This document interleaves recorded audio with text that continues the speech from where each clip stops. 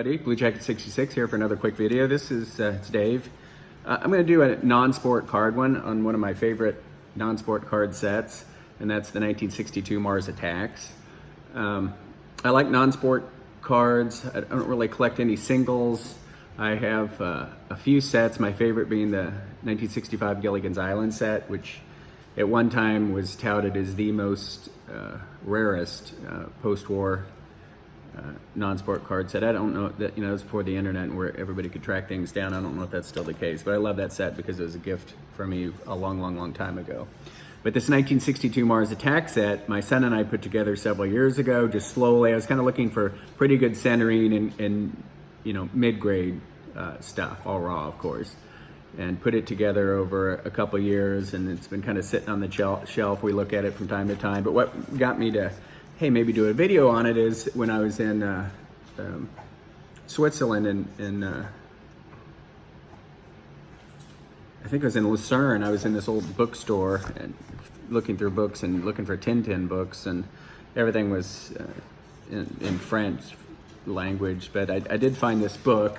This is a 50th anniversary book released by Topps on the set, and it's a really interesting set. It talks about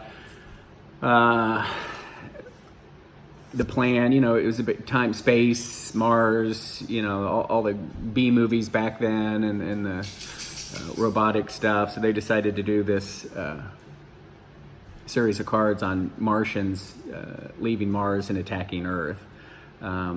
So I haven't actually read this book because I just got it, but I've kind of skimmed through, and it's really interesting. Essentially what has happened is these images were pretty questionable. There's a lot of violence. There was, for 1962, I guess some of the women depicted were somewhat risque, and it was even considered a little bit taboo to have a woman being grabbed or held through a window, even if it was by a Martian. So they had all these original artworks, of course, that they send to the printer to print these cards, and I guess they had second thoughts on maybe there's a set of 55 with one being a checklist, but I think 18 of them got sent back saying you need to modify these, either put some clothes on this woman or make it not so gruesome. So that's what they did, and they were released in a limited market, and there was pretty much an uproar, district attorneys calling and librarians calling and teachers calling and schools calling that this is not appropriate for children.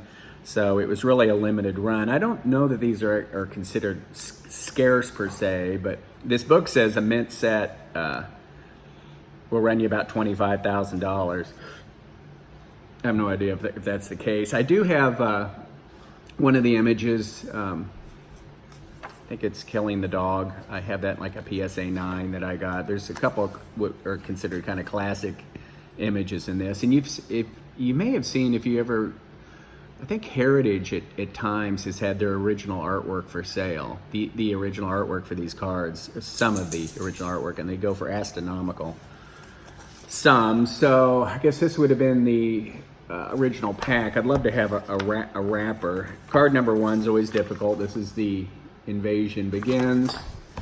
Let me just run through this and kind of waste your time a little bit. But there's burning Navy ships. We'll look at my cards. Destroying the blah blah blah. Human Torch. Showing a soldier engulfed in flames, and it's pretty borderline, I guess, in 1962, especially because kids are buying these. Destroying the City. Here's a classic one, Death in the Cockpit. That too, controversial. It says, Topps unfortunately felt that showing skeletons was too gruesome for kids, but always thought the look of terror on a man's face here was much more horrifying. So that's kind of a classic one. I'd kind of like to have that in a single or graded single. Let me see if I can find Beauty and the Beast. That's a classic one. And this one in the original artwork, I think she had more of a nightie on, was showing shoulder, maybe showing a little bit more neckline, and they redid it. It's still controversial because you have him holding her arm. That was still didn't like that. That was pretty borderline. This is a good one. Burning Flesh. Here's probably the most classic one, the Prize Capture. One of our fellow YouTubers has this card and showed it. But that's classic, and that was really put things in an uproar when you got a guy staring at her breast, a Martian holding her, and you know, blonde, the whole deal. That was a big deal. We're up to 27. You know, there's just a lot of insects and Martians killing people. We'll look at all of them here in a second. Here's another blonde being carried through the window. This is my favorite. This is the one I have. It's actually destroying a dog. I have this one in a high grade holder. That's pretty upsetting stuff, really. So anyway, in this book, it's cool because they talk about each of the images and a little story behind it, etc. It's a really cool book. In this book, they give you 3 cards. I assume they're reproduction cards. So 1962 Mars Attack. Other non-sport I just have sitting around here is when I was in grade school. Wacky packages and Wacky Packages stickers were the rage. I mean, you went to the store and you bought these crazy Wacky Packages. I don't know if you know they are. They came out and there was some test issue in 67, and then they were released from 73 on up. And this is a complete run of all 1973 through 1974 series. But essentially they're just stickers poking fun at products of the day. You know, Tide it says Tide detergent. For Minute Rice, it says Minute Lice. CoverGirl is CoverGhoul, and Crest is Crust.